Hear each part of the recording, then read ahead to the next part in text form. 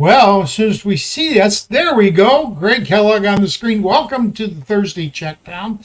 I'm your host, Greg Kellogg. I'm joined by my co-host, Tipp Major, who, due to, I don't want to call it technical difficulties, will be here in voice only. Yes. But we've got a special show tonight. This is really good. And the reason I say that is because we have a power couple for fantasy football. We have Greg and Gina Noble. Tipp, did you have something you wanted to say before we go to Craig and Gina? No, I'm ready. Man, you know what? I'm excited about this episode. Excited to talk to you, Greg. You have to excuse me. I have some grease/dirt on my face, so I'm not presentable for camera right now, coming from work. But yeah, I'm excited about this one, man. This is gonna be fun. Tipp, you're a black man. Grease is not going to show up. I'm not. I mean, me. Hey, look, I'm not in the dark room, Greg. It's lit where I'm at. Oh, okay. All right. Fair enough. Fair enough. So we've got Gina and Craig Noble. Now, Craig started out this family in the fantasy football world, I understand, and then introduced Gina to it. Perhaps his greatest fantasy football mistake ever. Would you agree, Craig? Well, I don't catch as much flack for playing it now, so it's kind of like when I got her into golf. So best thing I get to play a lot more golf now that she plays with me. So. Well, no, the mistake. Yeah, the mistake is that Gina's so great at it. She's like, no, trust me, I'm well aware of that. I created a monster. Yeah. Oh, yeah. Just so people know, I met Gina through the TSA, and I did not meet you at the expo. Were you guys at the expo last year? Are you guys going this year? I will be there. He probably isn't going to have time off of work after summer and travel, so I will be there. I already got my ticket, staying at the DoubleTree, and I'm in the Randy Moss division of the draft night out with JC and Queen Rock. I think Tipp is in the draft night out as well. Are you, Tipp? That is news to me. I will most likely. Oh no, then you're not. Then you're not. Somebody I know signed up for it and wanted me. Maybe it was Wendy or JC's in the background. JC, we had a conversation last week about draft night out, right? JC's gone. Okay. Yes, we did. We did, and you know what?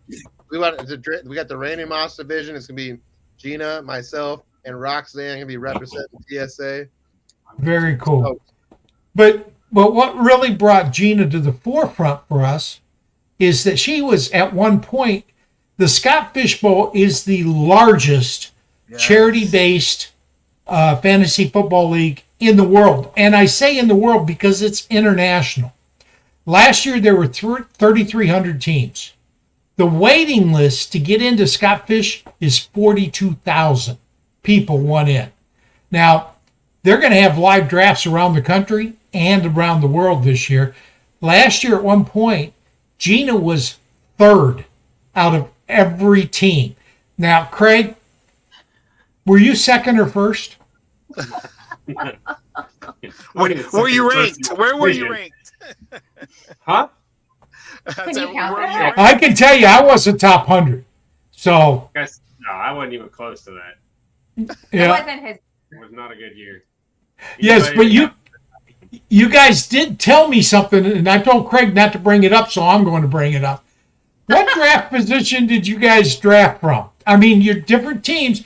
You both drafted from position 4. So, Tipp, what do you think? They both drafted from the exact same spot, and yet finished a little different. A lot different. You know, it's the first time I met Gina. She was. I'm very nervous, but I tell you what, I didn't believe it for 1 second. I was like, no, you know what, you know exactly what you're talking about. You are killing in the Scott Fish Bowl League. We got to get you on the spaces with me. And she killed it. She knew exactly each player. Her and I have an affinity for Amon-Ra St. Brown. Those are our two favorite players.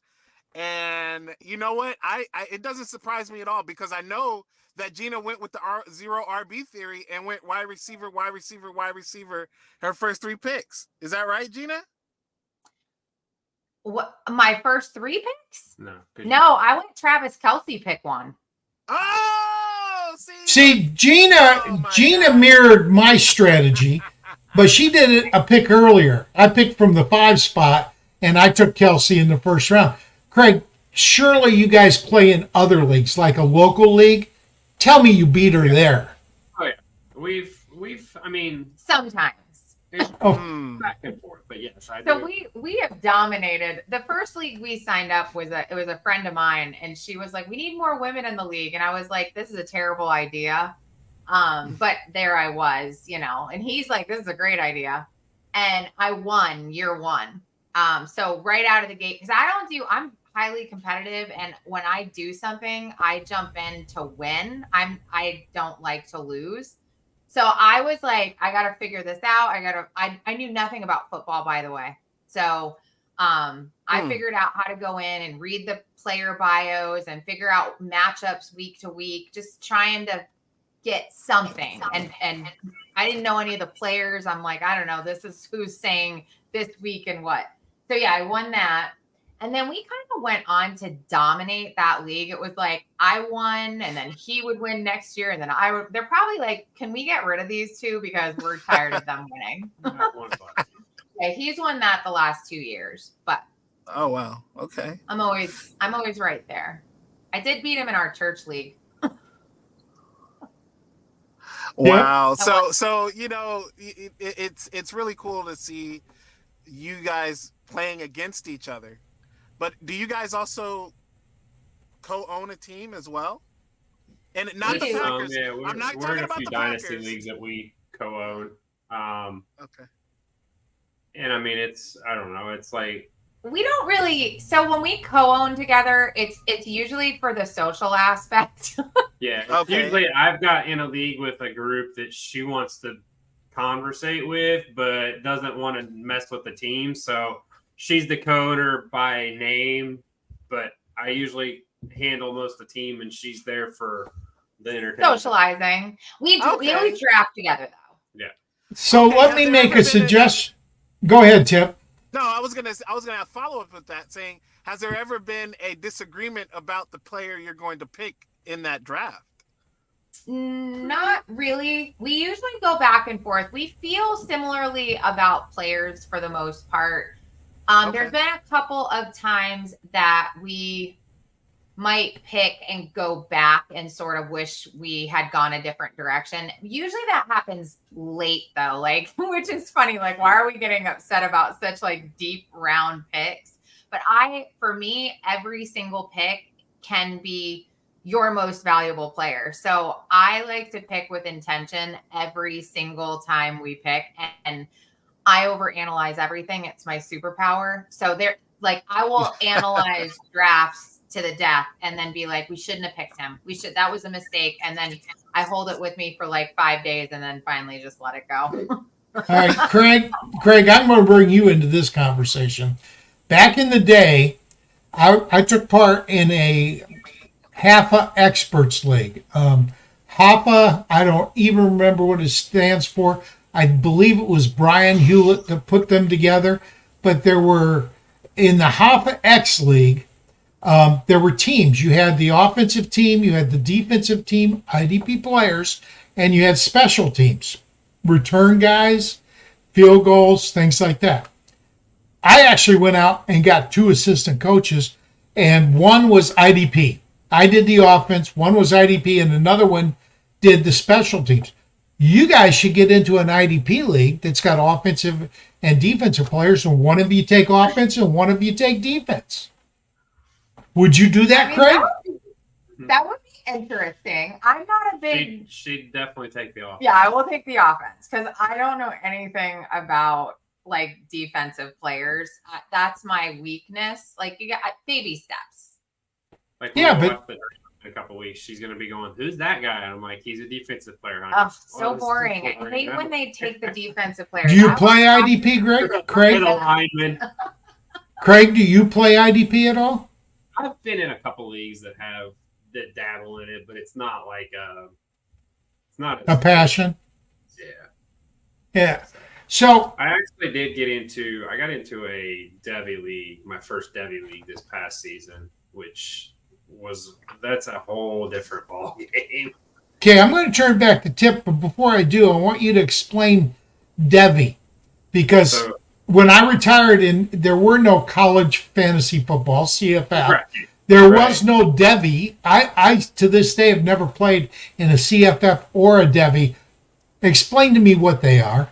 So basically, the Devy league that I did, the draft, you draft your normal players, but you're also drafting your college players. Like Caleb Williams is already assigned to somebody. And I think it goes back 4 years. So it's like this incoming draft class next year, the year following, and the year after that. So basically, and then each year, basically, instead of drafting rookies, you're drafting the incoming freshman college players. So it's a dynasty league with college draft?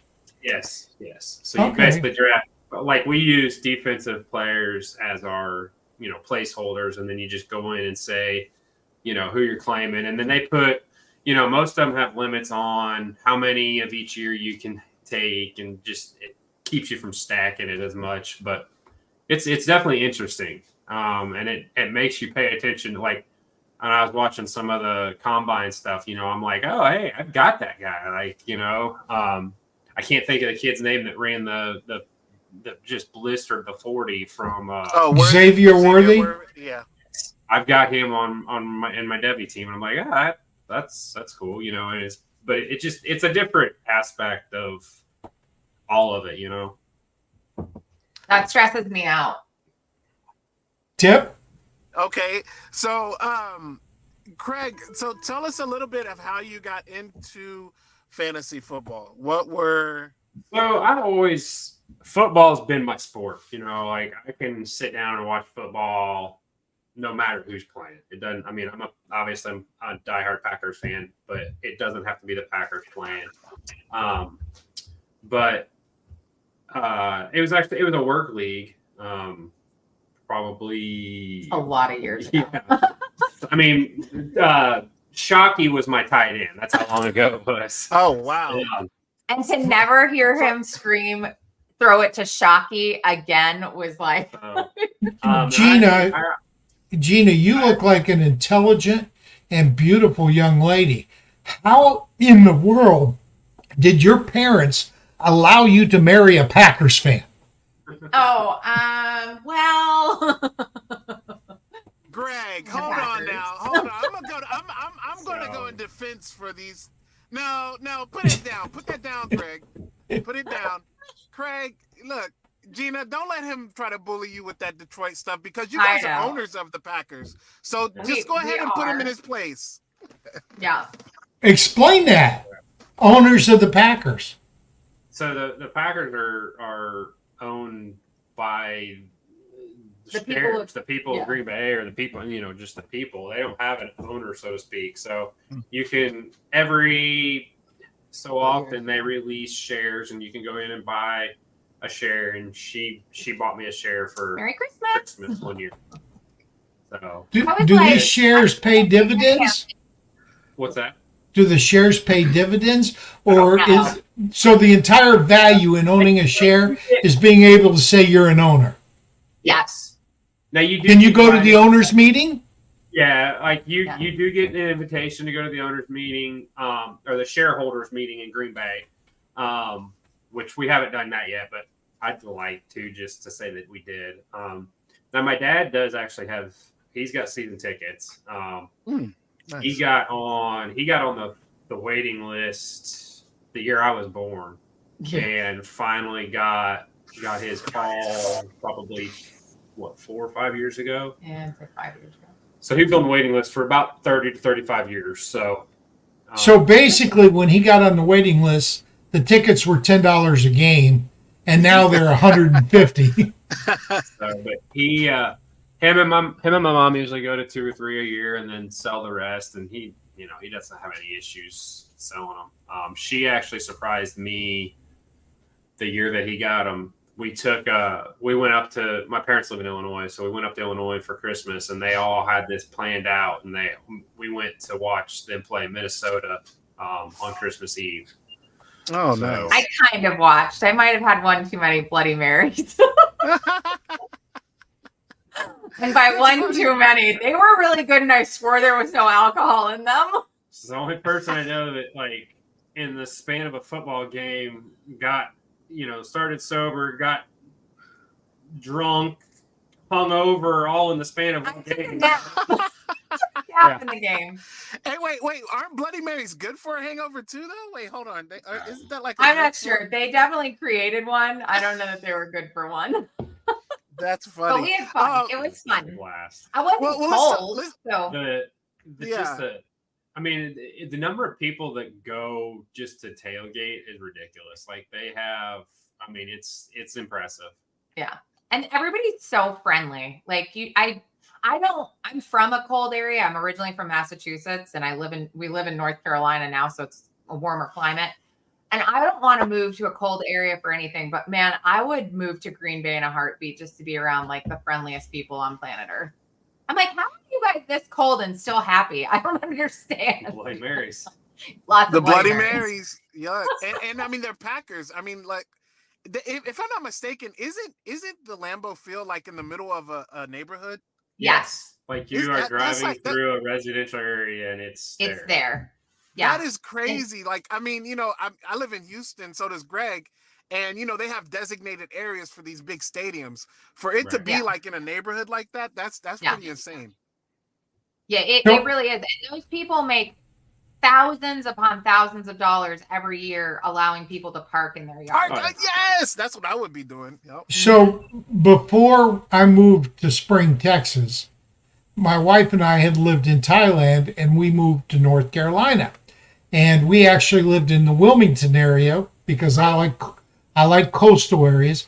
But we moved there because my daughter was getting married. My eldest daughter was getting married, and she lived in the Winston-Salem area, about 3-4 hours away from Wilmington. Now, we did that on purpose because you don't want to be those in-laws where you're, the first year of marriage is when the couples learn to communicate. So how long were you guys married before you broke your communication by competing in fantasy football? So year one, I did lean on him a lot for advice because I just was not familiar with football. I didn't grow up watching football. I came from a baseball family, not a football family. And he knows so much about football. So we communicated a lot, but I may or may not have gotten mad if I asked him for advice and that advice didn't pan out. May. Not may or may not, may have. So he realized very quickly he had to tread lightly when he gave me advice. And then I would get a lot of it upset, to be like, you told me this guy and he didn't do anything. I was like, you're sabotaging me. So year two, he was a little less he's like, if I tell you, you can't get mad at me.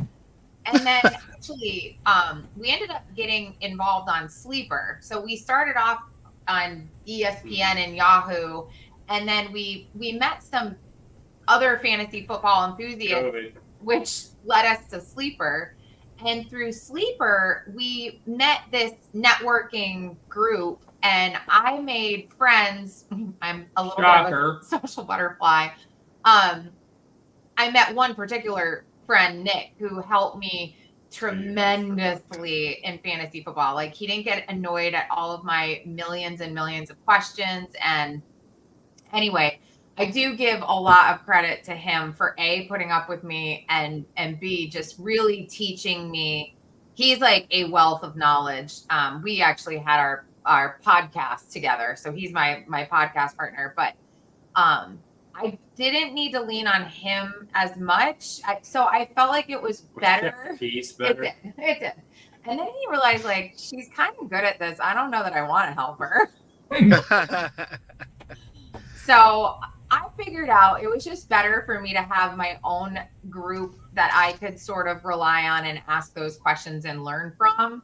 And then it was kind of funny because after a couple years, he comes to me for advice. That full Warm circle. turn. Like, are you asking me? That's Tipp. beautiful. So Yeah, you know, Gina, you talked about you come from a baseball background, and you have a softball player that I would love to hear her story. Talk a little bit about her. I've seen her on social media. You know, you so if you could speak about your special softball player, both of you guys, I would love to hear. Yeah, so our oldest daughter, Bella, who's 18 now, she is a phenomenal softball player. She's a catcher, first baseman, and a power hitter. And she started playing softball, third grade, I think. Second or third grade. She was 8. And she just has always been very athletically blessed. And she was on track, likely to play D1 softball, doing everything she needed to do. We were actually getting ready to, we were at a tournament. She was getting ready to the next week after that go to the big Colorado tournament. We travel out to Colorado each year for one of the biggest softball tournaments in the nation. And she actually injured, she slipped on first base after a beautiful line drive and tore her ACL going into her senior year in the biggest summer of her softball career. So naturally we were all devastated, didn't know what that was going to do for her college career. She hadn't signed with anybody yet, and it was just getting to that point. After tearing her ACL, we were actually fortunate to get her in with the best ortho doctor in the Carolinas for sure. But he actually, Dr. Connor actually worked on, he was the official Panthers ortho and NASCAR and all of the big athletic teams. He's went out to the Pro Bowl a couple of years as the NFC representative and all that. He's very well known. Yeah. Very well known. So how's her knee? It's good. So that was so she tore it on Father's Day. June 18th. And then she was able to, we could not have possibly gotten her in for surgery any faster. Like they make you wait a certain amount, like 6 weeks. So she had surgery July 13th. And then, so we are 9 months, almost 10 months out. She should be cleared at the end of May. But she was able to, this past year, get an offer from a Florida Southwestern College down in Fort Myers. It's a junior college, three-time defending national champions for Division I junior. Wait a minute. I got to stop you. You have a three-time defending national champion, JC, give her a scholarship offer, and you don't have any NC State willing to take a chance on her? That just seems wrong. It's just when her injury happens. Well, the problem is with softball is they are so limited on the number of scholarships. I mean, you don't. Yeah, you don't get full rides in softball. So for a coach to sit there and take, I mean, she was on the radar for a lot of different teams. Her coach, her travel coach has talked to a lot of coaches after the injury, and and they know who she was, and they know who she is, and one of them was Campbell. I mean, Campbell just beat Duke last night, and number 1 or number 3 team in the nation, depending on which you look at. I mean, she was on the radar. It's just hard to get a coach to take that chance, basically sight unseen, not knowing how she's going to return. To use and as much as it sucks, but it's so is she gonna go for 2 years to the JC? Yes. Yeah. She's gonna go down there and she's gonna ball out and she's gonna see what happens after that. Yeah, so they'll continue her recruitment process. So this was best case scenario, other than if she had already built like a really solid relationship with a school that would have taken her anyway, but she hadn't really gotten there yet. So she'll go for the 2 years. They are, she got a nice scholarship from them. And then what they'll do is continue helping her to still achieve the next level. She'll have 2 more years that she'll be able to play somewhere. Did you guys play high school sports? Yeah, I was actually very athletic. Well, he was very athletic too. I was a swimmer. That was the majority. I swam from the age of 5 all the way till I graduated high school. And then I played softball, but I mean, we can't even compare the softball of yesteryear to the softball of today. And I also was a volleyball player. So I was three sports all the way through like my entire life. Craig? I played golf and baseball in school, and then I raced go-karts growing up. Traveled cool. That, so. Tipp? That's an interesting. I love it.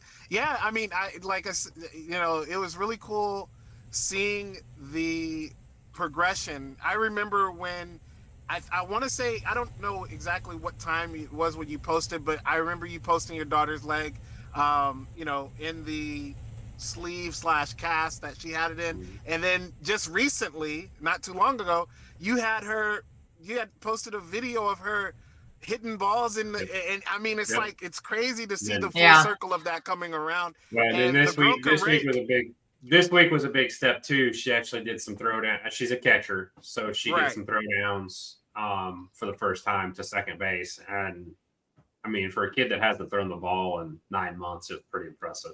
Right. I'm assuming this is fast pitch, right? Yeah. Oh yeah. Yeah. These girls are throwing it in there 70+ mile an hour. Yeah. And from 45 feet, right? Catcher, yes. Yeah, as a catcher, you need in a sport, you need your leg, your knees. Yeah. But a catcher especially, I mean, it's like, come on. Yeah. Well, wait a minute now. A catcher in slow pitch basically stands beside the umpire and catches it on the bounce. So they don't have to have the knees. But a fast pitch catcher certainly does. Oh, yeah. Is she going to shift to first base now then because of the knee injury? Well, so she was actually recruited for her bat. So she was recruited as a power hitter.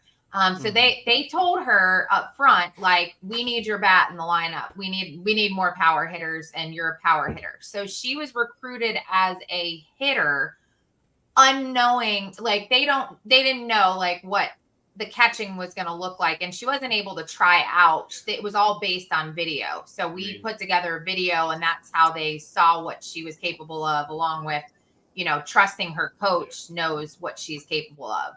Basically, the coach said, look, we love your bat. We love what we saw. You got a ton of power. We feel like that part of you isn't a question mark. Maybe the catching is. So if you can come and hit the ball for us, but you can also catch, that's a bonus. Icing on the cake, So she's dead set. She's going to be back behind that plate. And there's I asked. It's mind over matter at this point. I asked her doctor flat out, is there any reason why she wouldn't be able to go back and be the same quality catcher that he was? And he was like, no, I mean, there's zero reason why she can't go back and catch. I'm not worried about that at all. So her prepared knee's probably stronger than her other. Yeah. So, but yeah, she's it's funny that like I had her watch a piece that was when who was that? Somebody was coming, huh? Irving? Michael Irvin did it, but it was somebody else was coming back from from an ACL injury, and Michael Irvin was talking about. He said, here's the thing. He said, you're going to go out there.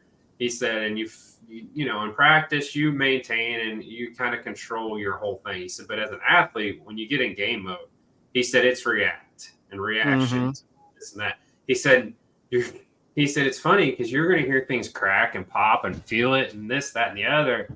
He said, I did it. He said, I made a cut and it popped and I limped off the field and I get on the sideline and I'm looking down and I'm like, why am I limping? It doesn't hurt. It's mental. Mm-hmm. And that's why. Well, they say it takes 18 months to get the confidence back. You just got to get through all those firsts. That first squat, that first ball in the dirt that you block, that first time you throw it at the second, the first hit. It's all those firsts that she's got to get back through. And I mean, she's got a great support group.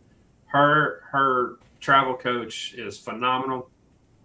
As a dad, to sit there and watch her lay on that field, knowing how hard she worked, was very emotional for me.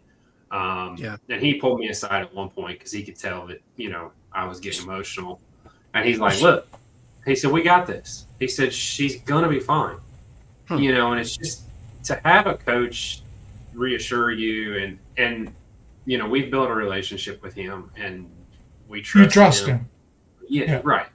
And he went to bat for her, and he's like, "Look, I got this kid. She's hurt, but I'm telling you, she's the real deal." And it's so, so she's got, and that's the thing. And we've had a conversation or two with her too, and she's nervous, rightfully so. She wants to be as good, if not better, than when she got hurt, obviously. And she's, there's questions. But you guys are mom and dad. You guys are mom and dad, and she's going out of state. Now, I realize the distance between North Carolina and Florida is not that great, but it's still out of state. Well, and it's Fort Myers, so it's as far down as you can get. So who is the most feeling the most anxiety about this? Craig, Gina, or your daughter? I think she is. We're excited for her because it is going to be the best years of her life, and we're so excited to see her back on a ball field. This has been a huge part of our lives, and she is so much fun to watch. So we're excited to see her get back out there. Is she an only child? No, we have a younger one. She's 10, Bristol. What does Bristol play? She's a golfer. Okay, let's go full circle. Gina says she's competitive. Do you play from the blue or the red tees? Craig? Him? No, yeah. Yeah. I play from the white or the blues. Okay, which one do you normally play from? White. Oh, let's explain that. One is for professional level, one is for men's, and one is for women's. The red are women's tees, right? Right. I play from the red. I play from I thought you were competitive, Gina. Shouldn't you play from the same tees as Craig? There's a reason why there's ladies' tees, and the professional ladies play from ladies' tees, don't they? Yes, they do. Okay. I'm not They also don't compete against men very often. Right. Yeah. But in fantasy football, you kick my butt. Right. You kick Tipp's butt. All level in fantasy football. That's right. I got to ask you guys. You said you were from Massachusetts, Boston area. No, I'm actually from Western Mass, the area that Boston doesn't acknowledge. Okay, I like Western Mass. I was stationed at Fort Devens, which is Eastern Mass, and I used to go up to a restaurant in Boston called the No Name Restaurant. Now, I found this because I went to Pier 54, which is back then $50 a plate seafood. Okay, wow. It was people were showing up in tuxes. I'm in the military, showing up in jeans and t-shirts. So we went in and we ate there in jeans and t-shirts, but it was really expensive, especially for a military guy. Well, we come out and we see these lines of people walking down the pier. And there was a little restaurant called No Name, and we tried that out. You could get for like $10 a full plate heaping of shrimp for like $10. It had huge serving sizes, low cost, and some of the best seafood I've ever had. Now, the No Name restaurant is not in Western Mass, but have you ever heard of it? I have not. Okay. Yeah. I don't even know if it's still there. I'm pretty sure Pier 54 is, though. Yeah. No, I moved to North Carolina actually when I was 21. I moved here in 2001. So just around the age that I probably would have been like really venturing into like Boston for fun, I left to come to North Carolina. My parents had moved down here and I decided to follow a year later. So I didn't really get to enjoy like Boston and that area a whole lot. I did go, I would go to Red Sox games back when like the Red Sox were affordable and you could show up and get a $10 ticket to Fenway. $3 for the military to get into a Red Sox game, and they put you out in the left field bleachers. Right field bleachers. The walls in left field, right? Yes. Okay, so the right field bleachers is right next to the visitors' dugout, not dugout, bullpen, right next to the visitors' bullpen. Okay. And I went to see a Detroit game because I grew up in Michigan, and I'm shouting at the Detroit pitchers. And they're actually talking back to me.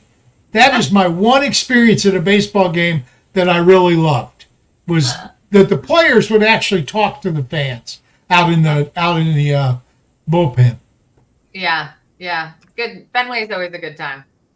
Tipp? Yeah, I love Fenway. Yeah, I'm not a Red Sox fan by any means, but Fenway Park, I got to tell you, if anybody is got a feel for the nostalgia, you got to at least check it out. Unfortunately, you can't check out old Yankee Stadium anymore, nope. But Fenway Park, I hope will forever be there. Hey, let's get back into some football, guys. Yeah. So I want to hear from you guys because, I'm a Raiders fan. You guys just got my running back, Josh Jacobs, and I'm a little salty about it. So I want to hear from you guys. You're not. Not salty. They love it. I love Josh Jacobs. Yeah, of course not. Yeah, right. You guys love it. So I want to hear from you guys. What round are you drafting Josh Jacobs, and what do you feel like the Packers are going to do this year? Do you think they can overcome Greg's beloved Detroit Lions? No chance. Well, okay. Are we talking drafting in redraft or dynasty? Let's do both. Okay. Well, it'd have to be redraft because Jacobs is not going to be available in Dynasty. Right. Well, if you're doing a startup, he would be. Yeah, startup. Okay. Yeah, startup. So I'll start. Ladies first. Absolutely. So redraft, I would definitely rank him a lot higher. But I wouldn't be afraid to draft Jacobs fairly early. I think he'll actually be a good running back in for the Packers. I really do. I think Jacobs has a ton of talent. He's been a top running back. He's battled some injury. We've seen the best of Jacobs, and when he was good, he was real good. So I have no problem drafting him. Dynasty, he's going to fall back a little bit for me, just because, I have age biased a lot of times in Dynasty, as you should What round? What round? I don't know. I'm bad about predicting that because it all depends on your draft. To me, it depends on who you're drafting with and what they do. I mean, you could sit here and have the world's greatest game plan of drafting, and you get one guy that decides he wants to draft in a completely different way than what you expect. Yeah. You've got to, you got to pivot. audible, you got to pivot real fast. Well, I think his ADP is going to. I think he can easily be a top 2 or 3 easy top 5 running back this year. I think they're going to use him. He doesn't catch as many balls as Aaron Jones did, which would be the only negative maybe, where if you were used to like Aaron Jones style play where he's running the ball, but he's also catching the ball in the backfield a lot. When Aaron Jones was catching all those balls, because we didn't have any wide receivers. Green Bay's got plenty of wide receivers. Yeah. We got plenty of them now. Do you guys got a stable full of them. Do you guys know what the running back dead zone is? Have you heard that term? Okay, the running back dead zone is generally considered around 4 to 6. Yeah. Generally speaking, round 3 is a good round to get your running backs Used to be round 1, round 2 is when you got your top running backs.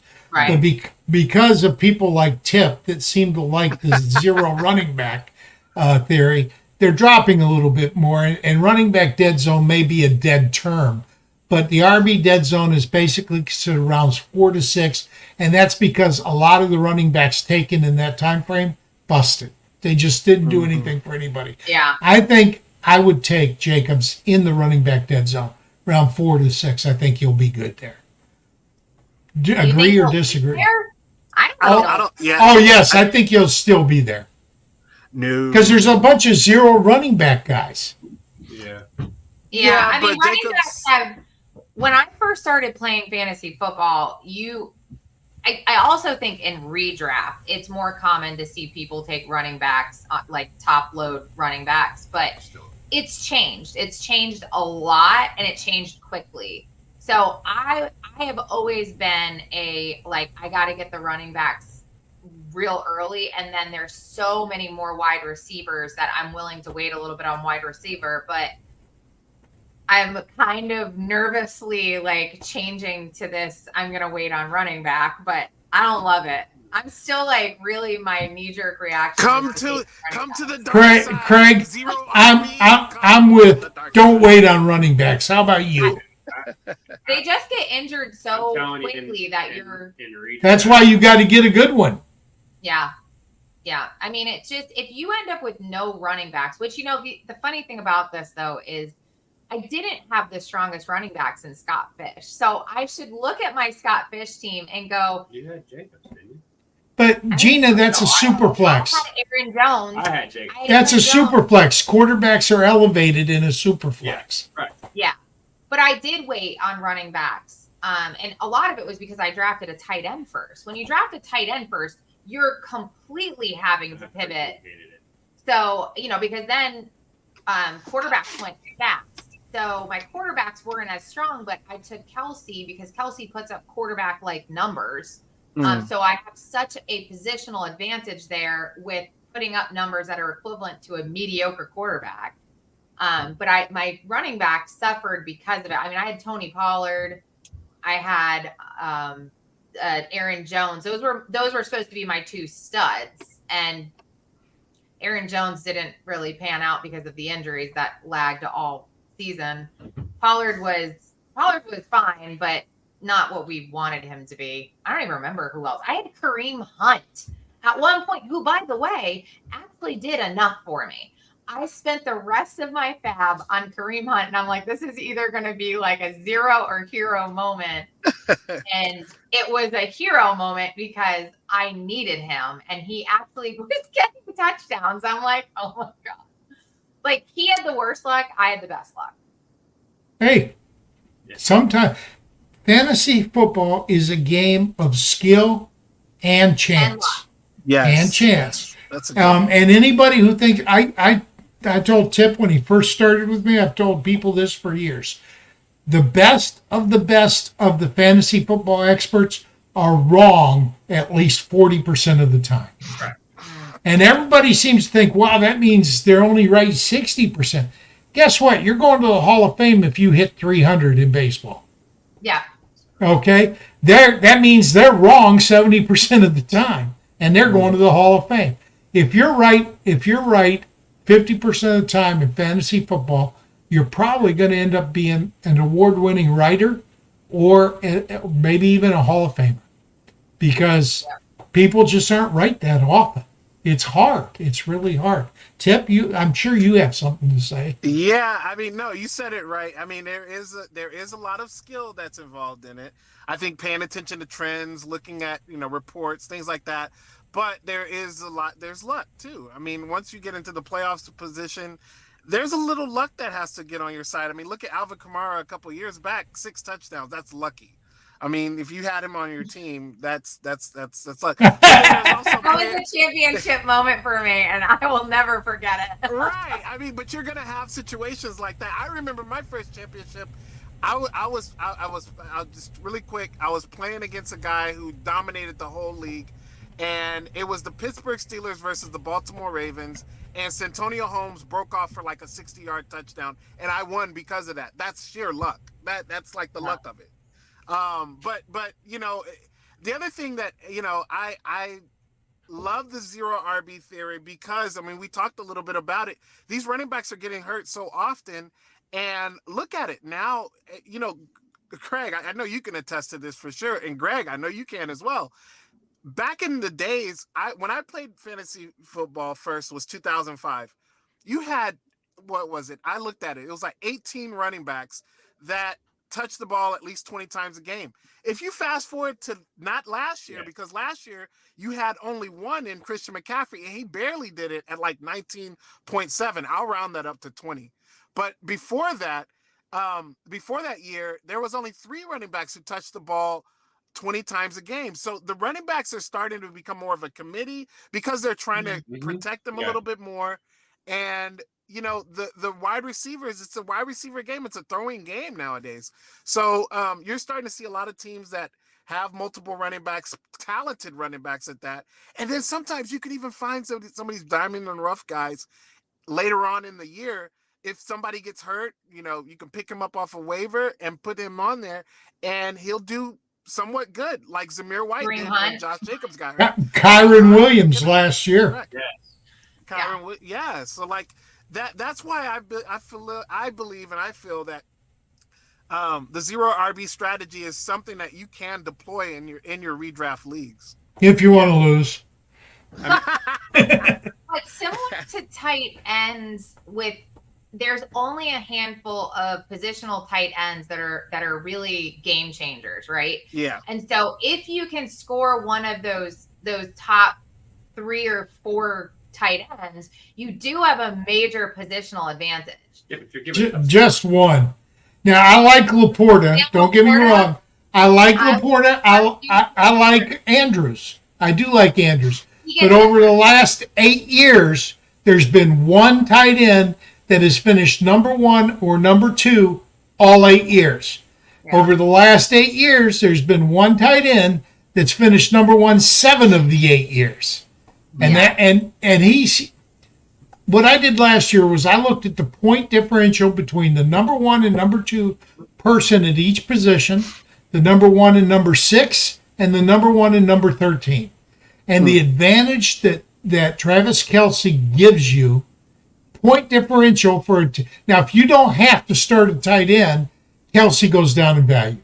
But if you have to start a tight end, he is the 101 pick. He is the unicorn. He's the one guy that is so much better than the other people at his position. He gives you that positional advantage you were talking about. Do you think so going into next year? I think Laporta is going to make it a little bit different, and Kelce's age is going to make it a little bit different. But until he has that drop-off, I'm still taking him in the first round. I will take Kelce in the first, unless I can get Christian McCaffrey. I am not taking any wide receiver in the first round. I'm not going to do that.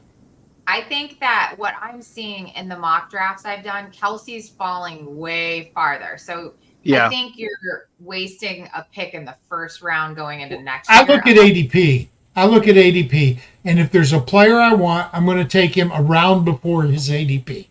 So if his ADP is 2.4, then I'll take him at 1.4. If his ADP is 3.6, I'll take him at 2.6. I think this is the year for me he drops off. Like I can't justify. I think we've all gambled, and I'm just not that much of a gambler. That I'm like, I can't. Well, are you a trash talker? And speaking of which, Craig, who's the bigger trash talker, you or Gina?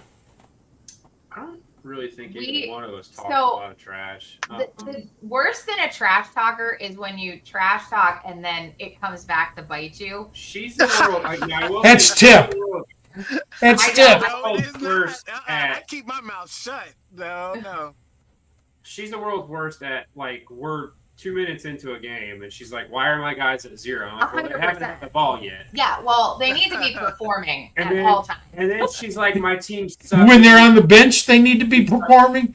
It's asking a bit much, Gina. Just a little bit much. She's got the highest score in the league. You know, I run It's a like, tight ship, Greg. That's funny. I don't. Oh. I literally do not like to. I swear I have the worst luck on planet Earth. Ask JC in the card breaks. But if I say something, if I think I have confidence to go out there and be like, they're gonna kick your butt, or I'm gonna kick your butt, or whatever, I promise you, it will come back to haunt me. It will come back. Karma will get me. So I just don't do it. I really try. Oh, I do it after the fact. I don't do it before the game. I do the trash talk. Like if I beat Tipp, he's going to hear about it. No, I don't. I don't think either of us are that bad. I mean, obviously, like when he beats me, he doesn't usually like rub it in, but I whine about it. That happens. If I beat him, I'm like really happy about it, but we don't try. Craig, if you beat her, are you consoling her? no. No, you're just letting it go. Now, if my wife gets down, I've been married 47 years. I'm consoling her whenever she's down. Yeah.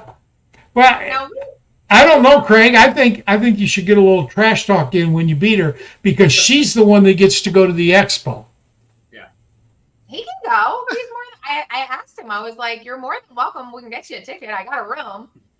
I know. Yeah, and the rooms come with 2 queen-size beds. I was going to offer Tipp a free room, but he's bringing Alana with him, and I know my wife would kill me if I had Tipp and Alana in the same room. That won't go. Oh. When you're married 47 years, you know there are certain lines you don't cross. How long you guys been married? 18, 19, 20? Nope, 10 years. We've been together for 15.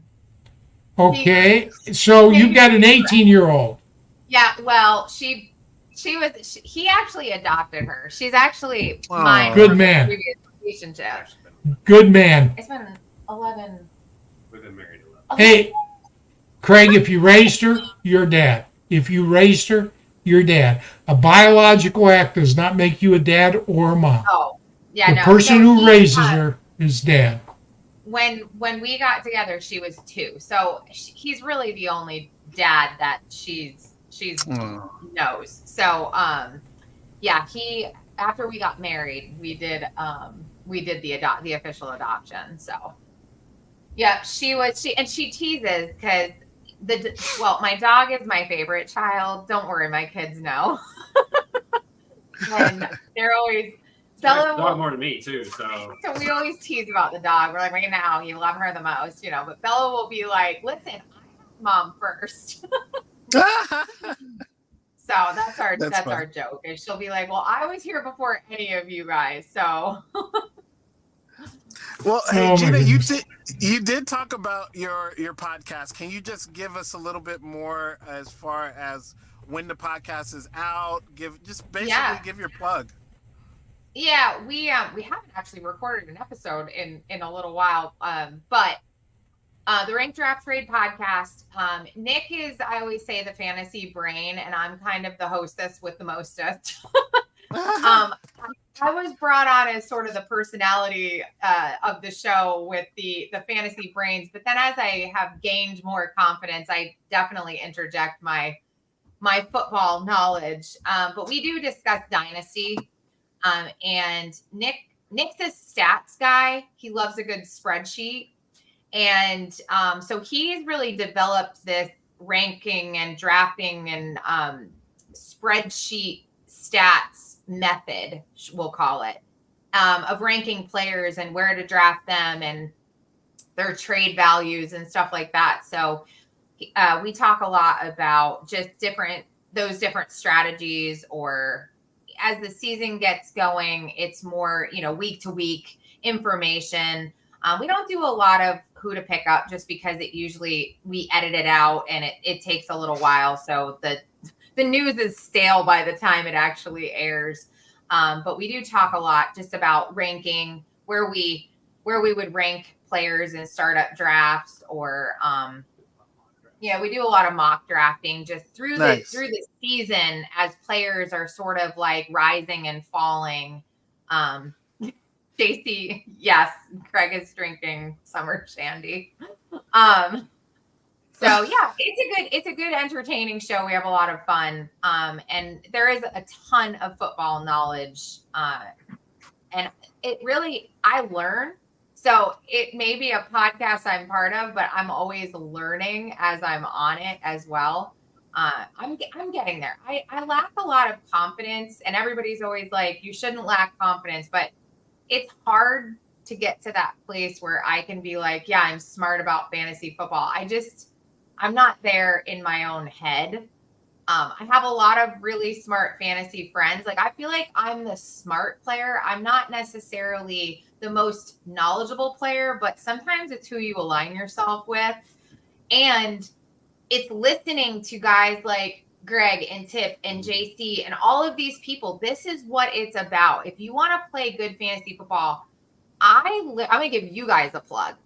I am living proof that you don't have to be the smartest football player, fantasy football player. You don't have to have the most knowledge. You just have to listen to the right people. You have to go out and you have to listen to the shows where these are the people who did the work for you. All you have to do is tune in and listen and follow their advice and mix in your own thoughts and feelings. I will say, sometimes people rely too much on statistics. To your point that we were just talking about with luck, you also have to go on gut instinct. And Amon-Ra, Tipp, I know you love Amon-Ra. We share that. My boy. Amon-Ra was a player that nobody wanted to give credit to. Nobody. He was this rookie sitting on people's taxi squads in Dynasty, accumulating all of these points at the end of the season. And people were like, he's not really a good wide receiver. It's just there's nobody to throw to. So by default, Amon-Ra is getting all the targets. They didn't watch film. If you watch Amon-Ra, he is always open. Always open. For some reason, people didn't want to give him that credit. They didn't want to give him that credit. And I sat there and I was like, no, this guy's good. I'm telling you, he's good. And I was on the Amon-Ra train for anybody. So season 2, Amon-Ra comes out like a lion, pun intended, and eating all of the targets. And he went out there, and it really wasn't until, I would say, this season that people were like, okay, he's the real deal. And I'm like, why did it take you so long? But that was gut. So it was a long-winded. You take in all of this information, and then you also have to trust your gut. And I'm finally getting to the point with confidence that I'm like, I'm going to go against the grain a little bit, and it's going to be a zero or hero moment. But when it works out, it feels really good. I think you have to be a little creative too.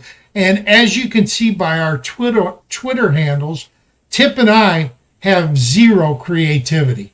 Tipp Major, Gregory L. Kellogg. As we can see by yours, Gina Noble FF, not a whole lot of creativity. But Craig, Carton 43, no idea what that is. Craig has the creativity. No, that goes back to when I raced go-karts. Okay.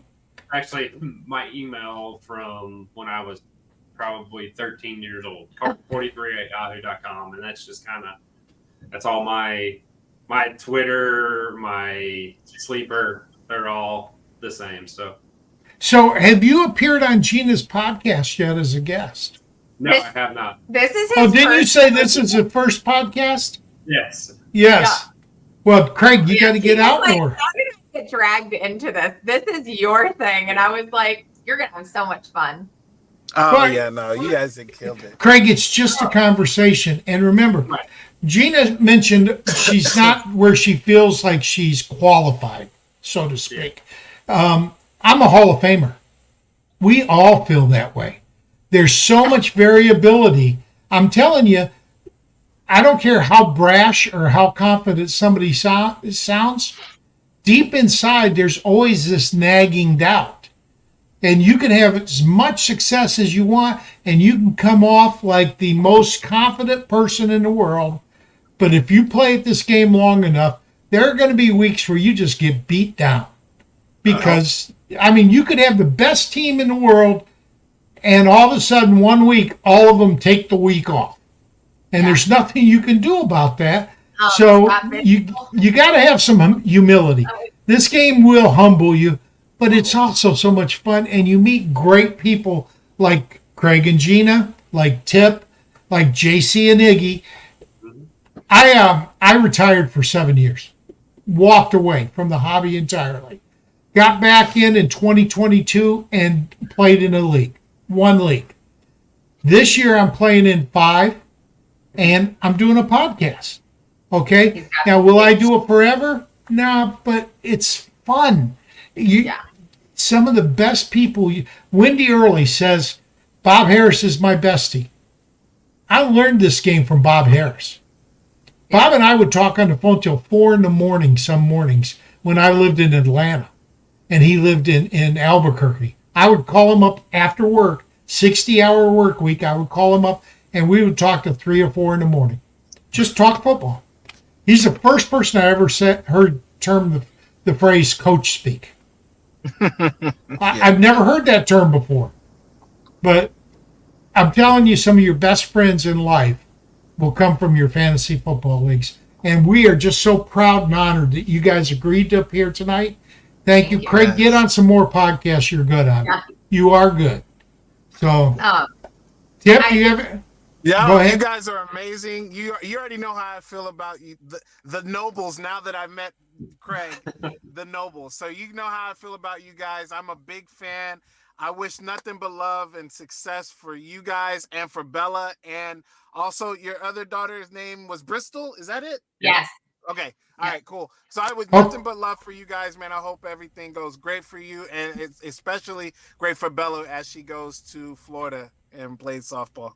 But this is the end of the show.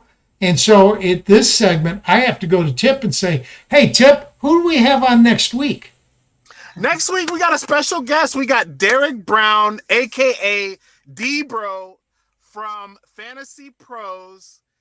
And I'm excited about this one, man. This guy is hilarious. He knows his stuff. I've struck up a relationship with him, a friendship with him, and I'm excited for him. He's also in Texas too, by way of Louisiana, if I'm not mistaken. So he's a Texas guy. So hey, we're gonna have 3 Texas guys on next week. Hey, and this is Tipp's first invited guest. He is moving up. He's going to take over for me. One day this will be Tipp's podcast. I'm serious. He's learning the ropes and he's doing a great job. I love having Tipp as a co-host, and I loved having you as guest. Thank you so much. And JC Iggy, you can take us home.